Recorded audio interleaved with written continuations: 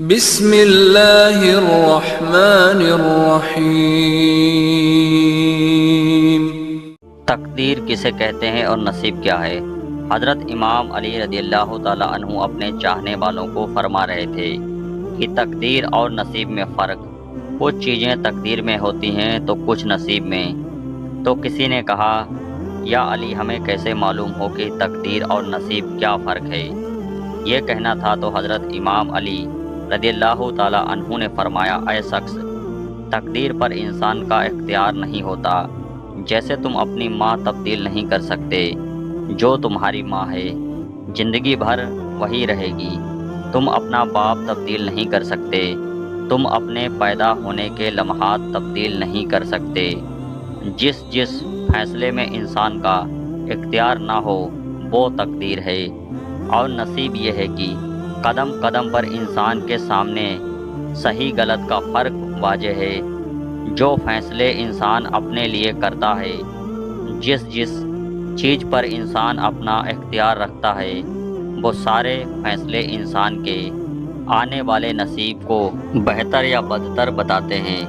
تو اس شخص نے کہا کہ مثلاً حضرت علی رضی اللہ تعالیٰ عنہ نے فرمایا، جیسے کہ والدین اپنی اولاد کو پڑھانا چاہتے ہیں، لیکن اولاد اپنے علم پر توجہ دینے کے بجائے اپنی خواہشات کے پیچھے بھاگتے رہتے ہیں، تو یہ ان کا فیصلہ ہے، قدرت کا نہیں۔ اس غلط فیصلے کے انجام کو نصیب کہتے ہیں۔ اور جیسے انسان اپنی خواہشات پوری کرنے کے لیے غلط طریقے سے دولت کماتا ہے، اس غلط طریقے کے انجام کو نصیب کہتے ہیں۔ اے شخص، یاد رکھنا، اللہ کسی کا برا نہیں کرتا۔ انسان کے غلط فیصلے انسان کا برا کرتے ہیں۔ تو اس شخص نے کہا، یا علی، اگر کوئی صحیح فیصلے کرتا رہے پھر بھی اس کی زندگی تکلیفوں سے بھر جائے تو پھر؟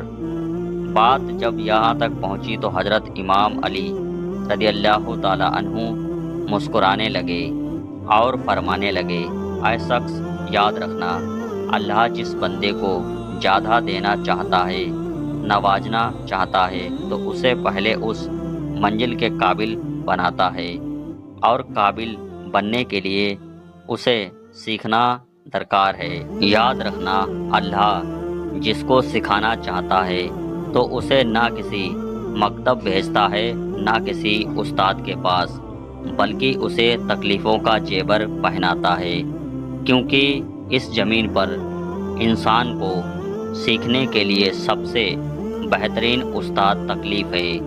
اللہ اس کی تقدیر میں تکلیفیں اس لیے لکھتا ہے تاکہ وہ تکلیفیں دیکھ دیکھ کے اس منزل کے قابل ہو جائے جو منزل اللہ نے اس کے لیے رکھ دی ہے۔ ایسے ہی سچے واقعات سننے کے لیے ہمارے چینل کو سبسکرائب کریں۔